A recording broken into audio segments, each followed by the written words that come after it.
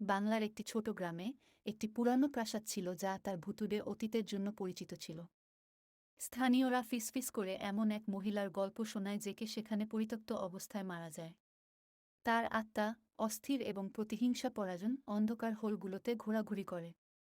এক বৃষ্টির রাতে রতন নামে এক যুবক ভ্রমণকারী গুজব সম্পর্কে অজান্তে প্রাসাদে আশ্রয় চেয়েছিল। যখন তিনি বসতি স্থাপন করলেন, তিনি শুনলেন খালি করিডোরের মধ্য দিয়ে মৃদু ফিসফিস এবং পদধ্বনি প্রতিধ্বনিত হচ্ছে। চিলস তার মেরুদণ্ডের নিচে দৌড়ে গেল, কারণ সে দেখতে পেল একটি ছায়াময় চিত্র তার দিকে এগিয়ে আসছে। বাতাস ঠান্ডা হয়ে গেল এবং সে তার ঘাড়ে হাতের বুরুষ অনুভব করল। আতঙ্কিত হয়ে সে পালানোর চেষ্টা করল, কিন্তু দরজা নড়ল না। মহিলার ভৌতিক রূপটি তার সামনে উপস্থিত হয়েছিল, তার চোখ রাগে ভরা। তার কণ্ঠস্বর একটি শীতল ফিসফিস করে জিজ্ঞেস করল, তুমি আমাকে ছেড়ে চলে গেলে কেন? রতন চিৎকার করে উঠল। অনেক দেরি বুঝতে পেরে সে প্রাসাদের চিরতরে আটকা পড়ে।